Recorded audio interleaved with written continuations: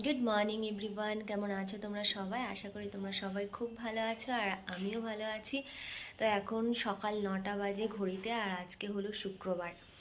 এই জাস্ট চাটা খাওয়া হলো, আর আজকে একটু উঠতে লেট হয়ে গেছে, 8:30 বেজে গেছে উঠতে, কারণ 2-3 দিন ধরে না ঠিক করে ঘুম হয় না। যেহেতু সোহাগের শরীরটা খারাপ আছে এখনও, তো ও ঠিকঠাক রাত্রেবেলা ঘুমায় না, আর ওকে পাহারা দিতে গিয়ে আমারও ঘুম হয় না ঠিকঠাক। যাই হোক, আজকে একটুখানি ভোরের দিকেও বেশি করে চোখ লেগে এসেছিলো, আর উঠতেও দেরি হয়ে গেছে। আর বিছনাও এখনও ওঠেনি, এই যে পড়ে আছে। আর ওইখানে ওই যে কালকে বাজার থেকে এসেছিলাম সেই জামা কাপড় সেইভাবেই পড়ে আছে, এখনও কিছু ভাঁজ করা হয়নি। এখন সবগুলো রেডি করব, গোছাবো। এই যে কালকে ওয়েদারটা খারাপ ছিল বলে বেড কভারটা এখানে কেচে মেলে দিয়েছিলাম, আর তার আগের দিন বেড কভারের মধ্যে সোহাগ কাচতে কাচতে বমি করে দিয়েছিল। তো যাই হোক, চলো এখন শুরু করি দিনটা। সারাদিনে আজকে প্রচুর কাজ আছে। সোহাগের শরীর একটু সামান্য ভালো আছে, খুব বেশি না। আজকে আবার ডাক্তারের কাছে নিয়ে যাব, 2 দিন পরে নিয়ে যেতে বলেছিল। তো আজকে নিয়ে যাব, জানি না কি বলবে ডাক্তারে। তো একটু টেনশন হচ্ছে, গলার কাছটা একটু এখনও পর্যন্ত কীরকম ফ্যাস ফ্যাস করে আওয়াজ হচ্ছে। তো কী আর করবো, এখন এই ওয়েদারটা এমন হয়েছে না, কালকে যেরকম বৃষ্টি, আর সন্ধ্যাবেলা বাইরে বেরিয়েছিলাম, এত ঠান্ডা হাওয়া, সবাই আবার রীতিমতো সোয়েটার পরছে, টুপি পরছে। তো সোহাগকেও সোয়েটার টুপি টুপি পরিয়ে একদম সুন্দর করে নিয়ে গেছিলাম, মানে না ওকে না নিয়ে গেলেও নয়, আবার বাড়িতে রেখে গেলে অসুবিধা, কারণ আমি মা দুজনেই বেরিয়েছিলাম, দুজনে বেরোনোটা দরকার ছিল কালকে, তো তাই জন্যই বেরিয়েছিলাম। তো আবার আজকে দেখো রোদ্দুর উঠেছে সকালে, জানি না আজকে সারাদিন ওয়েদারটা কেমন থাকবে। যদি রোদ্দুর ওঠে খুবই ভালো হয়, জামা কাপড় অনেকগুলো ভিজে আছে, সেগুলো অন্তত শুকিয়ে যাবে। তো চলো দেখতে থাকো ব্লগটা, আশা করছি ভালো লাগবে। আর সারাদিন কী করি না করি সবটাই তোমাদের সাথে একটু করে শেয়ার করবো। ঘরের কাজকর্ম করতে শুরু করে দিয়েছি, আর এখন বিছনাটা আগেই ফার্স্টে পরিষ্কার করে নেব, তারপরে অনেকগুলো জামাকাপড় আছে সেইগুলো ভাঁজ করতে বসবো। কাল থেকে তো মশারি টানাচ্ছি, তোমাদেরকে বললামই আমি আগের ব্লগের, এত বেশি মশা হয়েছে না, আর একটু একটু বৃষ্টি হচ্ছে, মশাগুলো যেন আরও বেশি পাখনা মেলে উঠছে, মানে চারিদিকে কোথাও দাঁড়ালে পুরো একদম মশায় ভর্তি হয়ে যাচ্ছে। সবাই একই কথা বলছে যে এত বেশি মশা। তো যাই হোক, মশারি তো এখন টানাতেই হবে।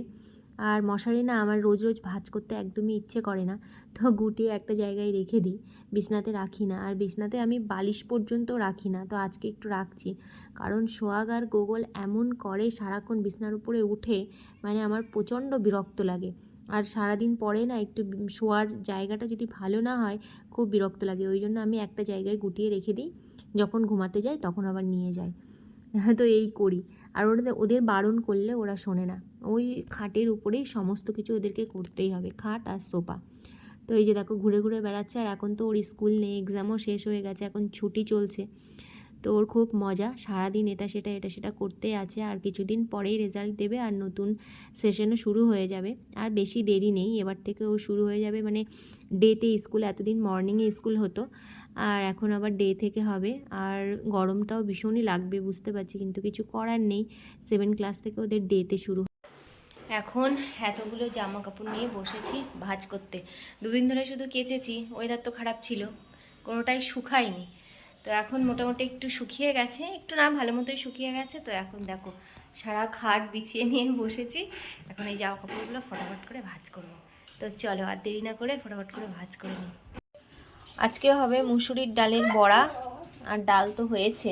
তো এখন আমি এই মিক্সিতে পেস্ট করব বলে ডালগুলো আগে থেকে ভিজিয়ে রেখেছিল মা সকালবেলা, তো এরকম ভিজে গেছে সুন্দর। এখন পেস্ট করে নেব, নিয়ে এর মধ্যে লঙ্কা কুচি, পেঁয়াজ কুচি আর কালো জিরে, নুন হলুদ দিয়ে মাখিয়ে বড়া ভাজবো। আর সোহাগের এদিকে জল গরম হচ্ছে, সোহাগ স্নান করবে। আজকের ওয়েদারটাও ভীষণই নরম, সকালে কিন্তু ভালোই রোদ্দুর উঠেছিল, কিন্তু আবার আকাশটা কেমন একটা হয়ে গেছে, মেঘলা মেঘলা করছে। যাই হোক চলো ডালটা বেটে নিই, আর দেখায় বাদবাকি রান্না কি কি হয়েছে আজকে। বাবা এখন সকাল সকাল ডিউটি যায় বলে রান্না বান্নাও কিন্তু এখন সকাল সকাল হয়ে যাচ্ছে। তো এইখানে রয়েছে নিম বেগুন ভাজা, এটা হচ্ছে নিম পাতা, আর এটা হচ্ছে বেগুন। বাবা একটু খেয়েছে, এটা বোধহয় মায়ের জন্য রেখেছে মা। আর এটা তো ভাত রয়েছে, এদিকে কি আছে দেখি। ও এইদিকে আছে আগের দিনে যে কচুর লতি নিয়ে এসেছিলাম সেটা ছিল, এটা বোধহয় মায়ের লঙ্কা ছাড়া ভাজা, আর এটা হচ্ছে আমাদের লঙ্কা দিয়ে ভাজা। আর এদিকে রয়েছে দেখো মসুর ডাল।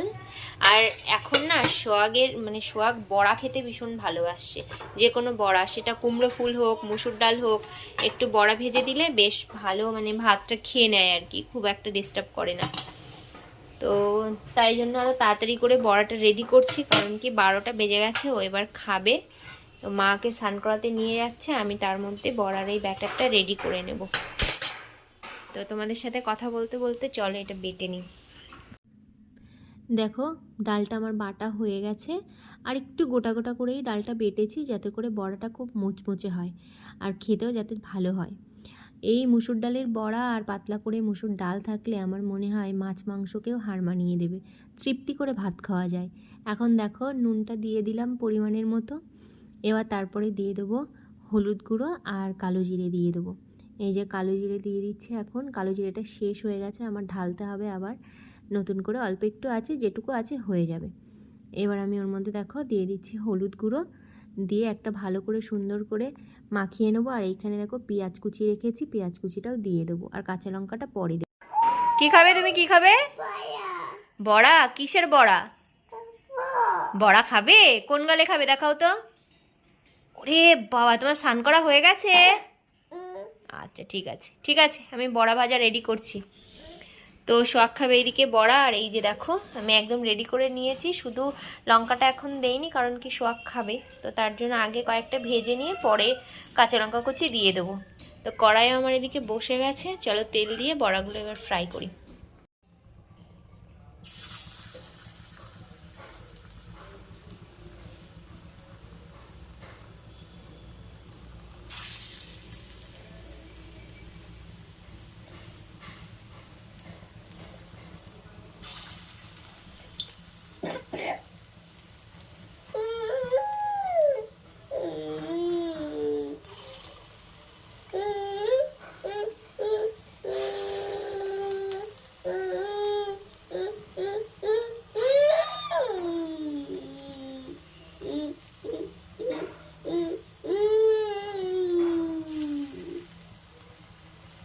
তো এই যে সোয়াগের জন্য বড়া একদম গরম গরম রেডি হয়ে গেছে, আর ওইদিকে দিদা করছে মানে দিদা ভাত মাখাচ্ছে। চলো ডাল আর বড়া ভাজা দিয়ে সোয়াগ এখন খেয়ে নেবে। গুড ইভিনিং এভরিওয়ান, দেখো এখন চা করছি, চা হয়েও গেছে, তাড়াতাড়ি করে চা করে নিচ্ছি কারণ আজকে সোয়াগকে আবার নিয়ে যেতে হবে ডাক্তারের কাছে। দুদিন বলেছিল, দুদিন পরে নিয়ে চেক আপ করিয়ে নিয়ে আসতে কেমন আছে না আছে। তো আবার নিয়ে যাব, সোহাগেরও খাবার হয়ে গেছে, এবার আমরা চাটা খেয়ে রেডি হয়ে তারপরে যাবো সোহাগকে নিয়ে ডাক্তারের কাছে। ওই যে এই চলো, সোহাগকে দেখো ডাক্তারের কাছে নিয়ে চলে এসেছি, ডাক্তারবাবু এখনও ঢোকেননি, আর 5 মিনিটের মধ্যেই ঢুকে যাবে। আর বাইরে একটু এখনও হালকা হালকা ঠান্ডা আছে, তো ওকে টুপি টুপি একদম পরিয়ে সুন্দর করে নিয়ে এসেছি যাতে রিক্সার হাওয়া একটুও না লাগে। আর ওদিকে একটা বাচ্চা বসে আছে, তো ও দেখছে আর এখানে বেঞ্চ পেটাচ্ছে, আর আমরা ওয়েট করছি ডাক্তারের। এখন বেজে গেছে রাত 11:40, অনেকক্ষণ আগে আমাদের ডিনার করা কমপ্লিট হয়ে গেছে। মোটামুটি কটা বাজে, তখন 10:30 বাজে। মা আজকে রাত্রেবেলা সেদ্ধ ভাত করেছিল, তো সেটা খেয়েছি। সোহাগকে ডাক্তার দেখিয়ে আনার পরে না অনেকগুলো কাজ পড়ে গেছিলো, আর ভীষণ ব্যস্ত হয়ে গেছিলাম, ওই জন্য কোনো ভিডিও করা হয়নি। তো ডাক্তার যেটা বললো সেটা হচ্ছে সোহাগের এখনও এই আগেরবার যখন ডাক্তার দেখাতে গেছিলাম তখন একটা চেস্ট এক্স রে লিখে দিয়েছিল, তো বলেছিল যদি দরকার হয় আমি পরে বলবো, এখনই করার দরকার নেই, আগে 2 দিন পরে আমাকে নিয়ে আসুন দেখান, তারপরে আমি বলবো। তো আজকে নিয়ে গেছিলাম, তো ডাক্তার আবার চেস্ট এক্স রেটা করাতে বলেছে, কারণ ওর বুকে এখনও একটু কফ জমে আছে। তো সেই জন্যই আর কি তাড়াহুড়ো করে তাড়াতাড়ি করে এক্স রেটা করালাম। আর আগামীকাল শনিবার রবিবার পড়ে যাচ্ছে, সব দোকান বন্ধও থাকবে।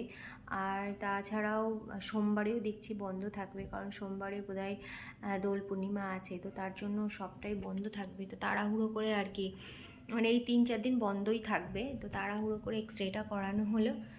তো করিয়ে রিপোর্ট আগামীকালই দিয়ে দেবে, ওই 1টার মধ্যে দিয়ে দেবে দুপুর। তো এই হচ্ছে ব্যাপার। আর কালকে হচ্ছে দাদুর কাজ আছে মামার বাড়িতে, তো কালকে তো আমাদের যাওয়ার কথা ছিল ওখানে, তো বুঝতে পারছি না এখনও কি করব, যাব কি যাব না কিছুই বুঝে উঠতে পারছি না। কারণ সোহাগের শরীর, আমি ডাক্তারের কাছে জিজ্ঞাসা করেছিলাম যে কালকে কি নিয়ে যাওয়া যাবে কি না কোথাও ওকে, মানে বেশি দূর নয়, খুব একটা ডিস্টেন্স না, 1-1.5 ঘন্টার মধ্যেই পৌঁছে যাওয়া যায়। তো ওকে মানে ডাক্তারকে আমি বললাম যে ওকে কি এখন নিয়ে যাওয়া যায়, বলে হ্যাঁ কোনো অসুবিধা নিয়ে নিয়ে যেতে পারেন। আর মঙ্গলবারের দিন তাহলে, সোমবার তো বন্ধ থাকছে, মঙ্গলবারে আমাকে একবার এসে দেখিয়ে নেবেন। তো যাই হোক সেই মতোই আর কি চলছে। তবে হয়তো বা কালকে নাও যেতে পারি, জানি না এখনও কি হবে, মানে এখনও ডিসিশন নিতে পারছি না। আর একজনের মানে বাড়িতে গেলে অনেক লোকজন থাকবে, ওরও রেস্ট হবে না, আর যেহেতু ওর শরীরটা খারাপ এখন বেশি বায়নাও করছে, তো সব মিলিয়ে একটা মানে পাজেল তালগোল হয়ে গেছে আর কি। যাই হোক এমনি সব কিছুই ঠিকঠাক আছে, মানে খেলাধুলো করছে, সব কিছুই ঠিকঠাকই আছে, কিন্তু যাই হোক আমরা বড়রা যখন ওষুধ খাই তো আমাদের ওষুধের তো একটা অ্যাকশানে শরীর একটু উইক করে, একটু কেমন হয়, ওরও সেম জিনিসই হচ্ছে, কিন্তু যেহেতু বাচ্চাও বলতে পারছে না, জ্বালাতনটা একটু বেশি করছে। তো যদি কালকে না যেতে পারি তাহলে তো রবিবারে যেতে হবে। তো এখন জানি না কতদূর কী হবে। আর এই পর্যন্ত হয়ে আছে, একটু মনটা খারাপই বলতে পারো, কারণ ভেবেছিলাম কালকে যাব, তো যেহেতু বাচ্চার শরীর খারাপ ওকে নিয়ে বেরোনোটাই আমার এখন, যদিও ডাক্তার বলেছে, আবারও বলছি যে কোনো ভয় নেই, তবুও মানে কেমন জানি হচ্ছে যে নিয়ে যাব, তো কালকের দিনটা ভাবছি নাও যেতে পারি, এখনও ঠিক হয়নি, আবার হয়তো হুট করে চলে গেলাম। তো এই হচ্ছে ব্যাপার। আর অনেকটাই রাত হয়ে গেছে আর ভীষণ টায়ার্ড হয়ে গেছি, মানে সন্ধ্যা থেকে একটার পর একটা লেগেই আছে।